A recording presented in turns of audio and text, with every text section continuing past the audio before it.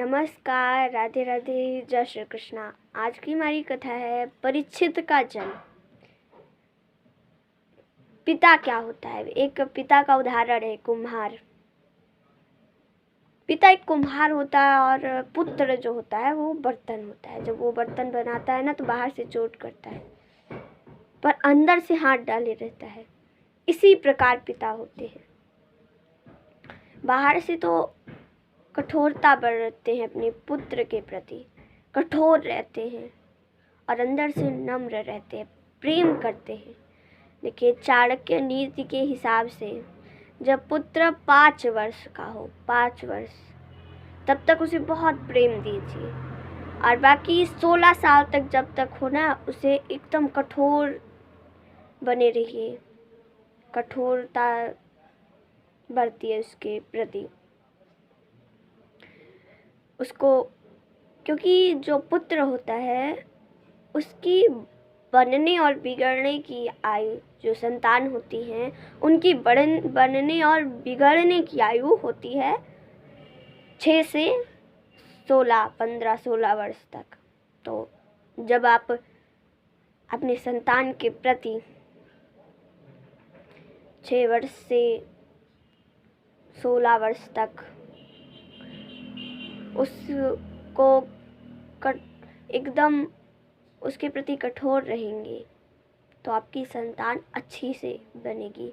नहीं तो अगर आप एकदम से नम्र रहेंगे, एकदम से उसे प्यार करेंगे तो एकदम बिगड़ जाएगी। तो और बाकी जब 16 वर्ष की हो जाए तो क्या किया जाए? 16 वर्ष के बाद उसके साथ मित्र जैसा व्यवहार कीजिए, उसे अपना मित्र समझिए। तो ऐसे ही कुम्हार होते हैं पिता, जो अपने पुत्र को एक महान बनाते हैं, एक महान व्यक्ति बनाते हैं जो आगे चलकर इतिहास की रचना करते हैं। कुम्हार, वे पिता कुम्हार ही होते हैं, समझिए। तो ऐसे ही राजा युधिष्ठिर थे। वे अंदर से अपनी प्रजा से बहुत प्रेम करते थे पर बाहर से न्याय करते थे, बस न्याय, धर्म करते थे। तभी उन्हें धर्मराज युधिष्ठिर कहा जाता है। वे अपने प्रजा के प्रति बहुत ही अच्छे से व्यवहार करते थे और उनकी प्रजा उनसे बहुत प्रेम करती थी। उनके पास बहुत कुछ था, धन, उनके यहाँ ऐसी कोई चीज़ नहीं थी संसार की जो उनके राज्य में ना हो। सबसे अच्छी फसलें उनके राज्य में, सबसे अधिक धनवान देश वही था। यहाँ तक कि सबसे अच्छे फल भी वहीं होते थे, सबसे अच्छे फूल भी वहीं होते थे कि देवता भी वहाँ सोचते थे कि हम राजा युधिष्ठिर होते तो हम इस सब को भोगते। लेकिन राजा युधिष्ठिर इन सबको भोगते ही नहीं थे। अगर आप भूखे को कहेंगे भाई चलो एक तरफ खाना रख दीजिए, एक तरफ ढेर सारा पानी रख दीजिए और मनोरंजन की चीज़ें रख दीजिए, तो और कहिए कि इन दोनों में से कुछ चुनो, तो भोजन ही चुनेगा ना, क्योंकि भूखा है। कहेगा अरे पहले भोजन चुनूं, नहीं तो मर जाऊंगा। अगर पानी और मनोरंजन की चीज़ें चुन ली तो 2 ही दिन में मर जाऊंगा, पर भोजन चुनूंगा, मेरी भूख मिटेगी। तो ऐसे ही राजा युधिष्ठिर थे। उनके राज्य में क्या नहीं था, लेकिन वे किसी भी चीज़ को भोगते नहीं थे। बस क्या करते थे? भगवान की भक्ति करते थे, भूखे के समान।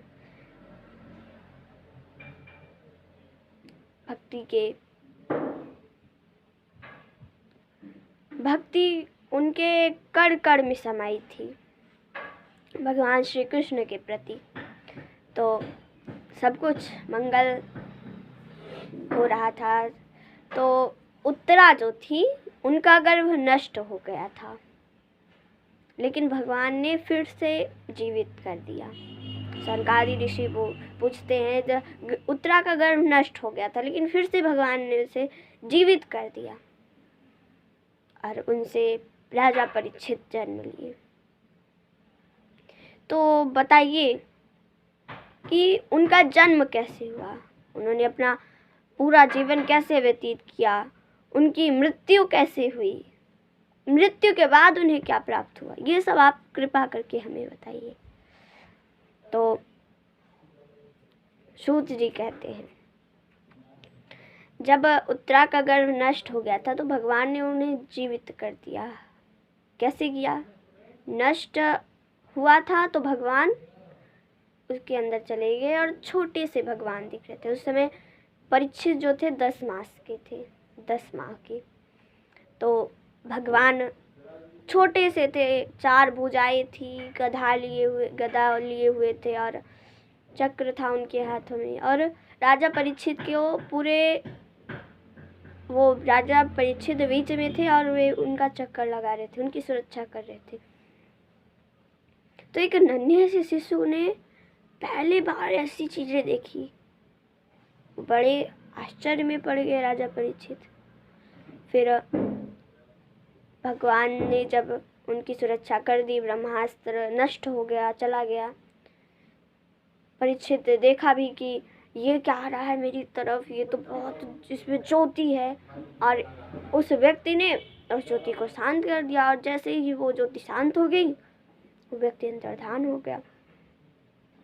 इस प्रकार राजा परीक्षित ने प्रथम बार भगवान का दर्शन कर लिया, गर्भ में ही। फिर जब उनका जन्म हुआ तो हस्तिनापुर में बहुत आनंद मनाया गया। राजा युधिष्ठिर ने नाल काटने के पहले ही ब्राह्मणों को बहुत बहुत बहुत धन इत्यादि दिए, धन कौवे सब दान में दी और अश्वमेध यज्ञ किया। तो ब्राह्मण इससे प्रसन्न होकर उनका नाम क्या रख रहे हैं? कह रहे हैं, महाराज ये आपका जो पौत्र है ये बहुत ही ज्ञानी होगा,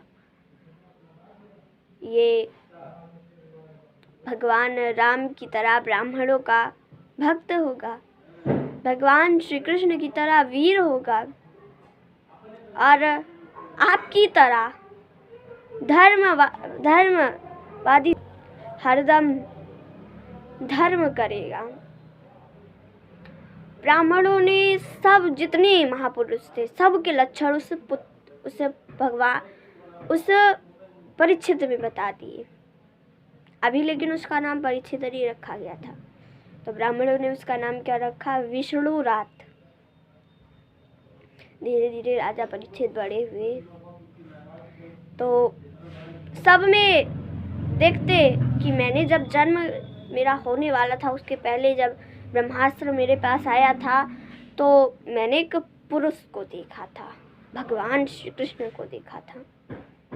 तो वे सब में परीक्षा लेते, कहीं इनके अंदर तो भगवान नहीं है, सबके अंदर जा के देखते कहीं इनके भी अंदर तो नहीं है भगवान, सबके परीक्षा लेते रहते। तो उनका नाम परीक्षित हो गया है, ये नाम उनका बहुत ही प्रसिद्ध हो गया। आज की कथा हमारी यहीं समाप्त होती है। धन्यवाद। राधे राधे। जय श्री कृष्ण।